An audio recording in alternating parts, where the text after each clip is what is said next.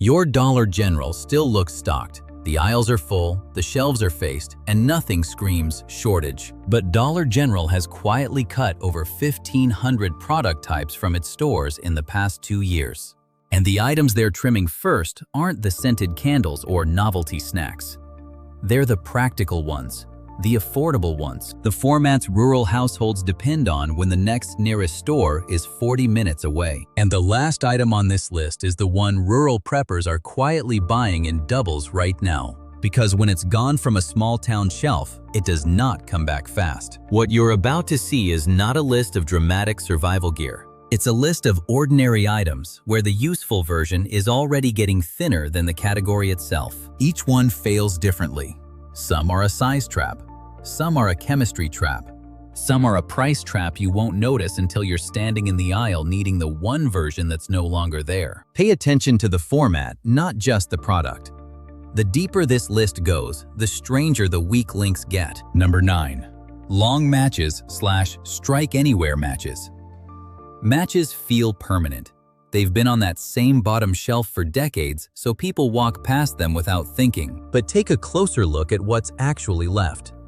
The short, safety matchboxes are still there. The long cook matches, the ones you use for a wood stove, a deep fireplace, a camp burner, those are the ones disappearing from the facing. Strike anywhere matches, which require different handling because of the red phosphorus in the tip, are even more vulnerable. They're higher maintenance for the retailer, easier to damage in transit, and the first format to get dropped when a store simplifies its assortment. The category still exists. The useful version quietly doesn't. Try lighting a wood stove insert with a short safety match. 3 attempts, burned fingers, and the match goes out before it reaches the wick. That's the consequence scene. And it happens on the coldest night of the year, not a Tuesday afternoon in September. On your next trip, grab 2 boxes of long cook matches and at least 1 box of strike anywheres while that format still has a slot on the shelf. Matches store indefinitely when kept dry. That's one of the lowest effort ads on the whole list, but that keeps the fire starting. The next item keeps everything else running. Number 8. Petroleum jelly, large jar.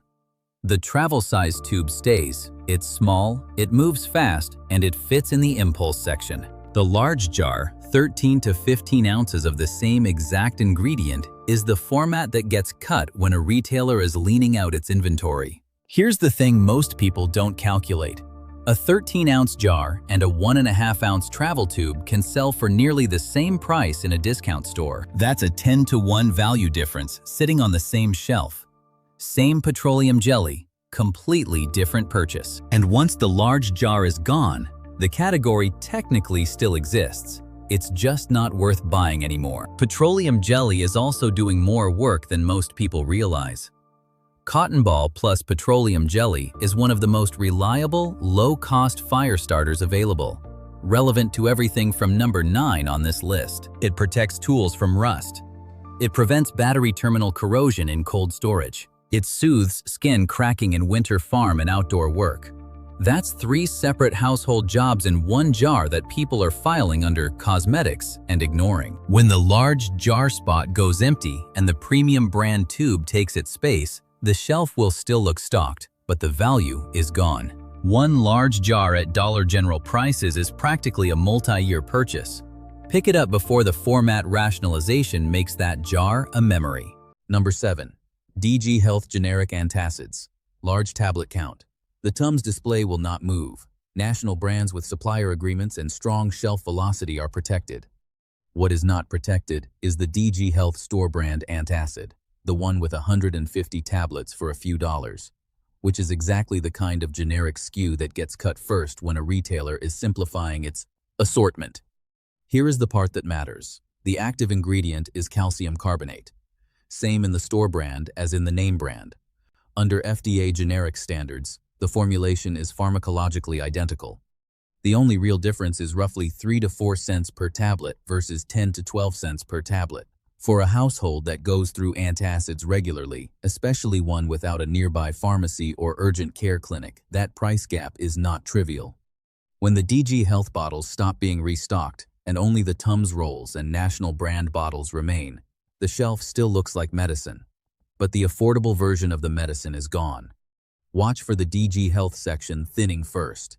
When you see national brands filling the space where store brand bottles used to sit, that's the signal. Buy a large count bottle while the generic format still exists. This isn't hoarding, it's rotating stock of something your household already uses. Same chalk tablet, same heartburn relief. One of them is about to become the only option. Number 6. Canning salt, pickling salt, plain iodine-free. There is always salt at Dollar General. That's the problem. The aisle looks completely covered iodized table salt in every size, and most shoppers walk away thinking they're set for canning season.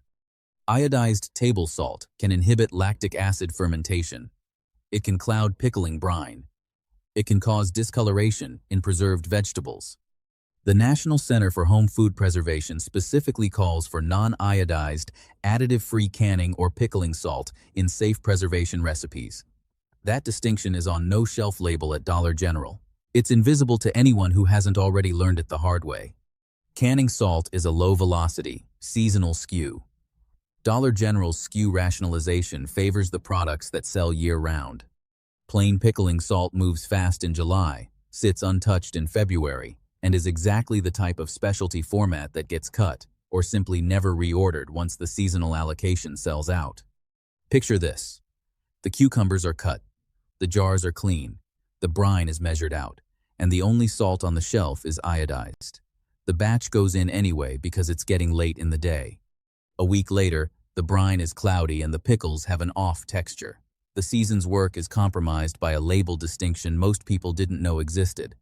Buy canning salt before canning season, not when everyone else suddenly remembers it. It's a multi-year supply if kept dry. Check the label. Non-iodized, no anti-caking agents. You need the right salt. But you also need what comes next because the whole jar means nothing without it. Number 5. Replacement canning lids, flat lids, not rings.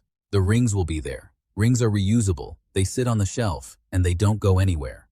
Flat lids are single-use only. The National Center for Home Food Preservation is explicit about this, as reusing a flat lid risks a failed seal and unsafe preserved food. Every canning session burns through lids. Rings are practically permanent, and yet many shoppers grab what looks like canning supplies and don't realize until they're home that they grabbed the wrong half. This is not theoretical. In 2020 and 2021, ball jar lids were backordered across the United States for months. Home canning demand surged, and rural Dollar General stores, which carry the smallest seasonal allocations of any retailer, were the first to sell out and the last to restock. Some rural shoppers drove to multiple towns looking for flat lids in August, while their produce sat waiting. Dollar General now runs what its leadership calls aggressive seasonal sorts, moving seasonal displays in and out fast. Once the canning display is gone in late summer, it typically doesn't come back until the following year. A late-season shopper looking for lids in September may find rings and nothing else. 50 pounds of garden tomatoes, 2 flat lids left in the last box on the shelf. That is not a shortage story. That is a Tuesday. Buy flat lids when the seasonal display first appears, not when the tomatoes are ripe. 2 boxes per canning household is a conservative start. Now you have the lids. The next item decides whether what's inside those jars is actually safe. Number 4. White distilled vinegar, gallon jug. Small bottles of vinegar are not going anywhere. The 16-ounce and 32-ounce bottles turn fast, take up minimal shelf space, and survive every SKU review. The gallon jug is a different story. It's bulky, it moves slower per facing, and in a store leaning out its inventory, bulk formats are the first to lose their slot. But here's the practical math. A single standard pickle batch can call for 4 cups of vinegar or more. 1 gallon gets you through a real batch economically. Replacing a gallon with small bottles costs 2 to 3 times more for the same volume. That's not a supply chain abstraction, that's a direct cost hit on the canning day itself. There's also a chemistry detail most beginners don't know. Vinegar used for canning should have at least 5% acidity. Most standard white distilled vinegar sold in the US hits that number. But some store brand or off-label versions don't clearly state their acidity, and the label is what tells you. If the gallon jug is gone and you're left with an unlabeled off-brand small bottle, you may not know whether the acidity is correct for a safe preserve. Same clear liquid. One of them is approved for canning, The label tells you which if you know to look. White vinegar also works as a household cleaner, a disinfectant surface wipe, and a laundry additive. When the gallon goes, that whole system of uses contracts into the small bottle economy. Check the label for 5% acidity. 2 gallons per canning season, bought in spring before summer demand hits. Number 3. Hydrogen peroxide, 16 ounces, larger bottle. The little brown 8-ounce bottle is not going anywhere. It's cheap, it sells well, and it fits on the shelf in any configuration. The 16-ounce or larger bottle, the practical household size, is what gets rationalized out. Most people don't know why the bottle is brown. It's not branding. Hydrogen peroxide degrades when it's exposed to light. The opaque brown plastic is a functional storage mechanism, not a design choice. An opened bottle of standard 3% hydrogen peroxide loses significant potency after about 6 months. An unopened bottle stored in a cool, dark place can hold for up to 3 years. The bottle itself is part of the preservation system. When only the small bottle is left on the shelf, 2 things happen simultaneously. The price per ounce goes up, and the practical volume goes down. One small bottle used partly for surface cleaning runs out fast when a minor wound needs attention. Rural households that are 30 or 40 minutes from an urgent care clinic depend on basic wound care supplies more heavily than households near a clinic. That's not paranoia, it's geography. The consequence of a hydrogen peroxide gap is proportionally larger in a rural household, precisely because the distance is longer. 2 sealed bottles, stored cool and dark. Rotate them annually. Buy the largest format available while it still exists. Number 2. Multivitamins, store brand, adult, large count. The Centrum display is not moving. National vitamin brands have the shelf presence, the supplier contracts, and the consumer recognition to survive a SKU cut. The DG Health Store brand 200-count adult multivitamin, running roughly $5 to $7, which is about 3 or 4 cents per day, is precisely the type of generic large-count SKU that gets dropped first when a retailer simplifies. Without it, the category doesn't disappear. It just becomes $12 to $18 for a national brand at the same count or smaller. For a household already stretching a tight budget, that's a 2 to 3 times price jump on a daily supplement. For a household that goes through a bottle every 6 months, that difference adds up.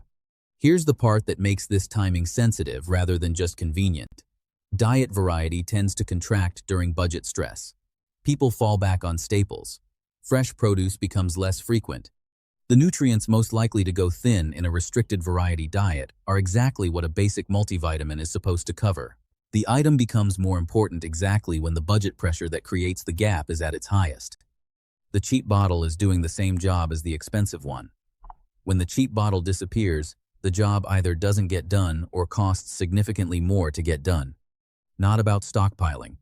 Buy a 200-count bottle while the store brand still has a slot. That's a 6-month supply. Rotate it. Number 1. Bic-style disposable lighters, multi-pack. Here is the item sitting on the checkout counter of every Dollar General in America, looking as permanent as anything in the store. The single lighter is fine. It's a near impulse purchase. It's cheap, it turns fast, and it will be on that counter for years. The multi-pack 2, 3, or 4 lighters together is the format rural preppers are quietly stacking, and it's also the format most exposed to what's been quietly happening with pricing. Most disposable lighters sold in the U.S., particularly the store brand and off-brand multi-packs that fill Dollar General shelves, are manufactured overseas. BIC produces lighters in multiple countries, including the United States and France, but the lower-cost multi-packs at discount retailers are primarily imported. Tariffs on imported goods drove average import prices up roughly 7% under the 2025 tariff structure. Even after the partial Supreme Court rollback, new Section 232 tariffs remain in effect on a range of imported goods. Dollar General's own CEO confirmed tariffs have already led to price increases on some products. Multi-packs as a higher per-unit dollar purchase are among the first formats retailers reprice or cut when margins compress. Watch the lighter section at your Dollar General. If the multi-packs get replaced by single lighters only, if the price on a 2-pack starts creeping from $4 towards $6 or $7, if the store brand multi-pack disappears and only Bic singles remain, those are the signals. For rural households, a lighter is not a convenience item. It's the thing that starts the wood stove in a power outage. It lights the camp stove for boiling water. It touches off the kerosene heater. It gets the generator primed. It lights every candle in the house when the grid goes down. One nearly empty lighter in that situation is the difference between a manageable evening and a hard night. One multi-pack currently costs roughly $4 to $6 at Dollar General. That's one of the cheapest purchases on this entire list. Buy one extra on each of your next 3 trips. Store them dry. This is the item that connects back to number 9, from the oldest fire starting tool to the most practical one, and both of them are quietly becoming less reliable in the formats that matter. Dollar General did not announce a shortage, it announced a SKU reduction. That's what a quiet shortage sounds like. Think about what this list actually says together. You can have matches, but not the long ones that reach. You can have salt, but not the kind that works for canning. You can have jars, but not the lids that seal them. You can have a medicine cabinet and still be paying 3 times as much for what used to cost almost nothing. You can have a lighter until the multi-pack is gone and the single one is down to fumes. None of those items look dramatic. That's exactly why they get missed. On each of your next 3 shopping trips, add 2 items from this list. Not all 9 at once, just 2. Check for the large size before you assume it's there. Look for the plain label, the generic version, the multi-pack. Check the acidity on the vinegar label. Check whether what's in the canning section is flat lids or just rings. The shelf doesn't have to be empty for a shortage to have already started. It just has to have the wrong version of the right thing. Which of these items has already started getting harder to find at your Dollar General? Drop your location in the comments, rural or not, and let's see where the gaps are showing up first.